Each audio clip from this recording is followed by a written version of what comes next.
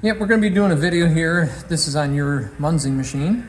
We just want to show you how, as best as I can show you how, to change over the two filling nozzle sizes. So currently right here we have the 1.5 inch outside diameter, and I'm going to exchange it for the smaller one.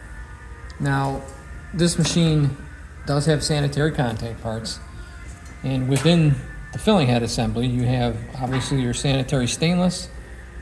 This bore right here actually has a pressed-in Teflon sleeve, so that entire assembly inside is Teflon that's mineral filled for use with food. You can kind of see it pressed in there from the top, hopefully. I don't know how good this is going to be seeing it, but at any rate, the tools you will need will be an 1/8 inch Allen wrench,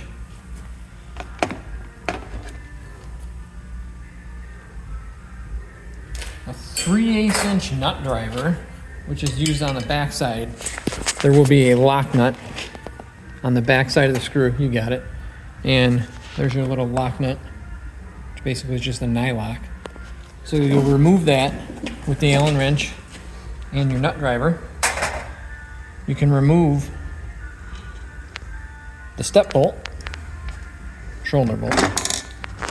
Now this is clamped. I've already removed the clamp, and all of the system is tri-clover clamped.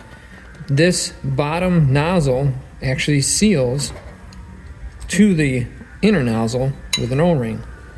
So now I've removed that entire assembly. You actually pull this off of here too. You want to be somewhat careful. You don't want to scratch the metal too much, because that's the O-ring seal on the bottom. So you'll actually see, and we have it coated right now in food grade grease. It's always nice to use that when you reassemble and take things apart. So there's your upper EPDM O-ring and your lower EPDM O-ring. The upper one, again, creates a seal within that Teflon bore. And the bottom one obviously seats to the nozzle shell itself. So I'm taking this one off. I'm going to set it aside. And you want to use good practice with using clean items. Maybe have a rag there ready. But this is my smaller nozzle assembly, all polished stainless. Again, the upper EPDM O-ring and the lower, just a smaller set.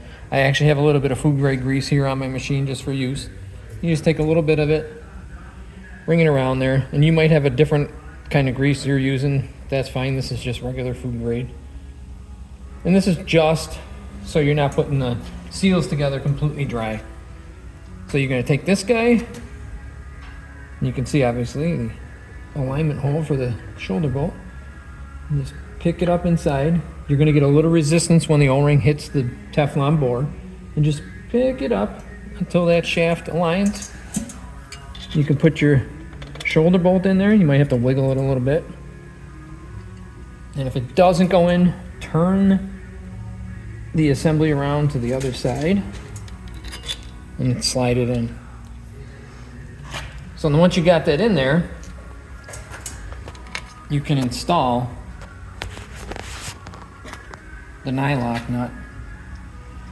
It's not the easiest thing in the world, but you can just use your fingers to get it started, and then just use your Allen wrench to tighten it up a little bit. You do not have to go crazy with torquing this thing, because the nylock will hold it. So literally just bring it in, seat it and snug it. That's it. You don't need 30 foot-pounds. You're just tightening it down a little bit. So now on the bottom, we've got our smaller nozzle shell. And again, there's your little O-ring. Now we have these gaskets, which are available. You can get them online and anywhere else. This is a Teflon one.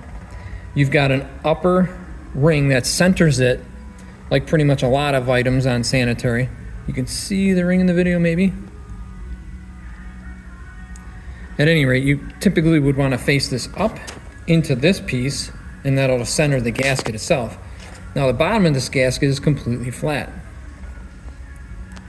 And what that'll allow is this guy to slide a little bit to center itself on the nozzle plug. So again, ring up, and then I can push my nozzle assembly on. It'll slide up there pretty easy.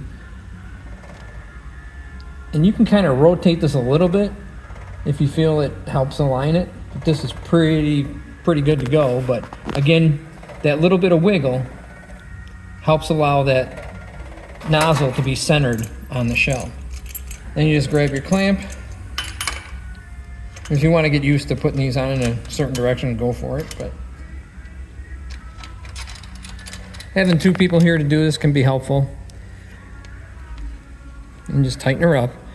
And if possible, I don't know if people will see it on the video, when you look underneath, you can visually look underneath, you want to see that that plug is centered on the shell. What we don't want is it to be offset, which would cause the stainless to drag on the stainless seat. We want the O-ring to be centered on that shell in order to seal and not cause undue wear. So that's how you swap them out. And then some of the other items I would say are wear parts. Obviously, periodically replace the O-rings. O-rings are inexpensive. I'd probably say to have a bag of 100 each. That O-ring and the O-rings for each one of these, they're nominal sizes. You don't have to come to us to get it. They're just EPDM O-rings that you can find just about anywhere. I will give you guys a bag with the machine and the actual part number.